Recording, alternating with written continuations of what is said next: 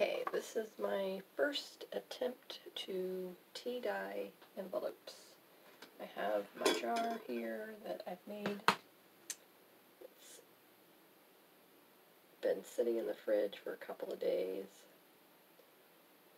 So I'm a beginner, so we shall see what the results are. I'm going to use a skewer to hold it down, and I just had a clear container that I had gotten at a thrift store. And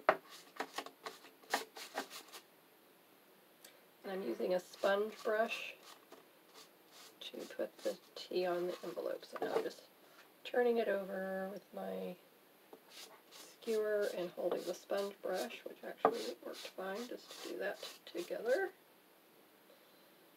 And I don't know about the rest of you, but I have some crazy allergies to things, so I'm not going to touch the tea, even though it's decaffeinated tea that I used, English breakfast. Okay, now I'm taking it over, and I just had a drying rack that I use when I'm making handmade paper to lay it on, and I have an old towel underneath of that. Okay, now we're doing the second envelope, and I used 5 tea bags. I know I saw another video and the lady used 4, but it's just like they always say, it's whatever your preference is, and I wanted to go dark with it, and I didn't have any instant coffee or coffee. I don't drink coffee anymore. So this is what I had on hand, and this is what I used. I actually only had 5 tea bags. Everything else was an herbal. So this was the only black tea that I had in the house. Okay, see, this works pretty good. So you just use the skewer, you pick it up. Can you see that? And then I'm laying it down over there. Alright, here on my little drying rack.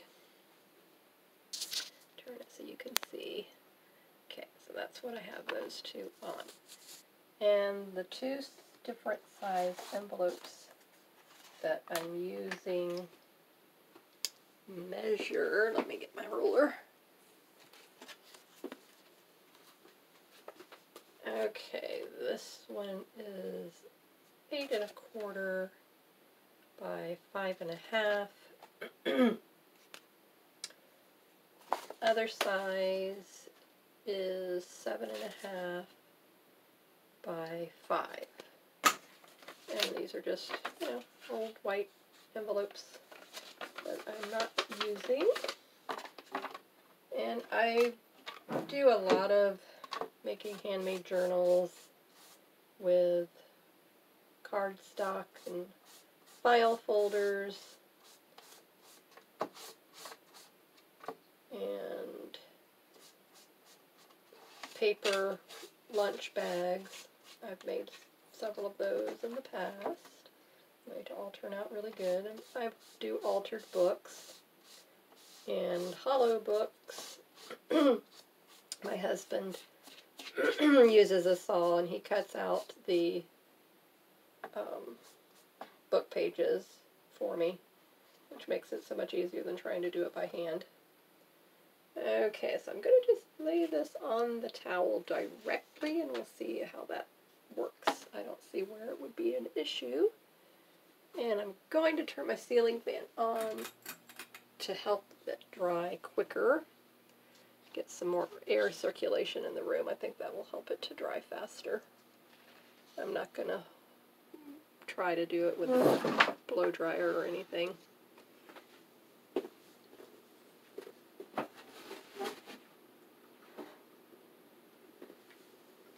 Okay. Sorry about that noise. I have a foam board propped up on a photo in the corner. Let me fix that real quick.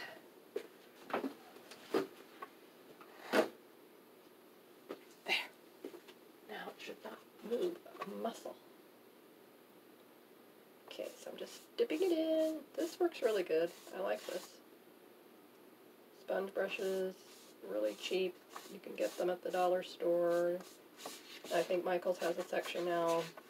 They come in a pack. 10 for like $5 or something like that. Okay, that thing is just going to be contrary today, so I'm not going to worry about it. It shouldn't fall any further than what it's already done.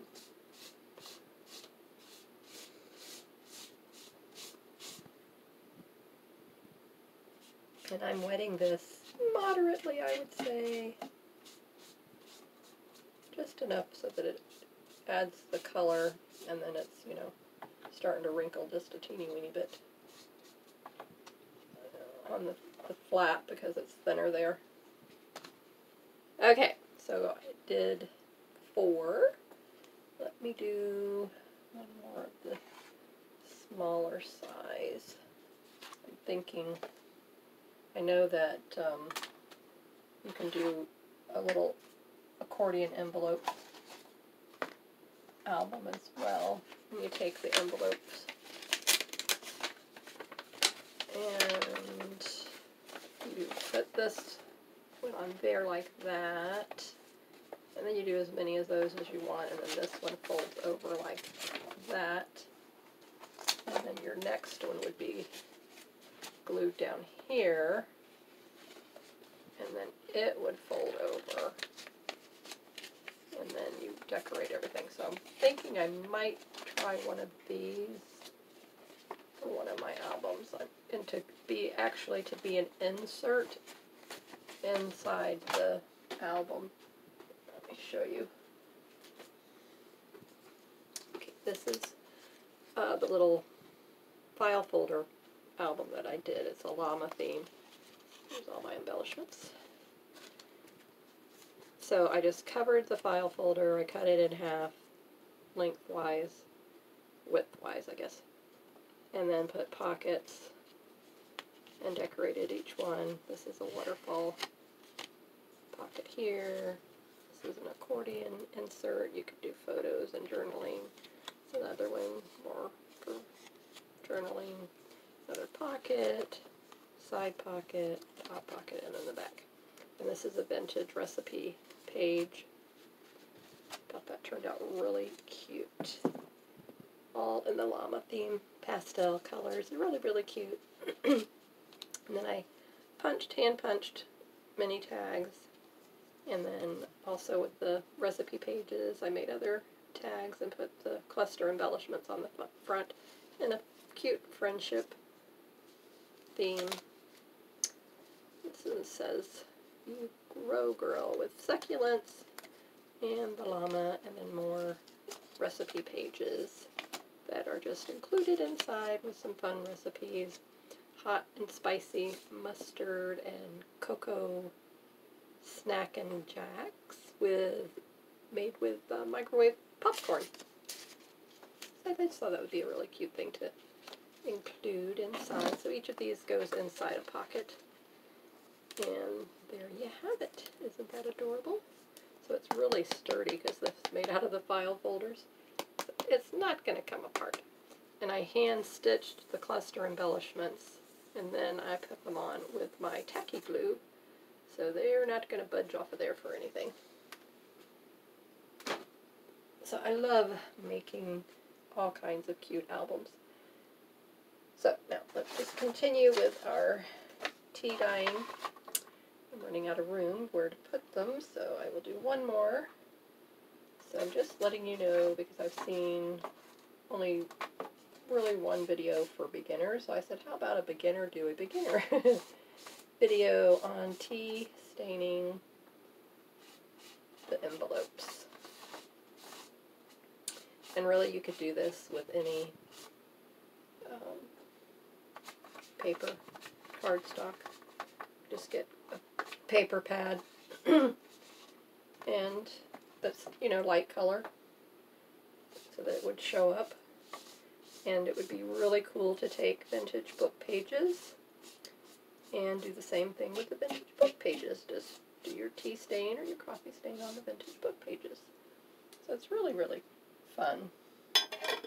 And one thing that I'm an expert at is coming up with alternative recipes for things, because I have allergies to so many foods, so I have a lot of gluten-free recipes that I adapt. And so you can do the same thing with any craft thing, just like if you were going to convert a recipe from a regular recipe with wheat flour to a gluten-free flour. You just switch out the flours and make sure you have a rising leavening element, which is baking soda, baking powder, or yeast, which I do not use yeast, but anyway, these are really, really nice. I love this, just giving it that really vintage theme look. Okay, these are going to go back in my little holder there. I'm going to move the camera so now that you can see this better. Okay, there's the envelopes drying. The old towel down. This is the rack. It just has a little bit of a lift underneath of it so that it can get air circulation. And then I will wait a few minutes, because I'm seeing already, you can see how the color will change. So you know, as this is darker here, it's still very, very wet. But where you see it's getting lighter, then that's where you know it's drying already. So I have the fan on. So anyway, so this is a beginner's guide to tea staining white envelopes. And I will get the vintage book pages, and I will do one showing you that and how that turns out. But just get a clear plastic container, a sponge brush, a skewer, a glass jar. I just used an artichoke jar. Artichokes came in here. I wash and recycle everything and save it. So this was perfect. And then I made my tea, cooled it off, poured it in the jar, put the tea bags in it because that's going to make it darker and darker and darker.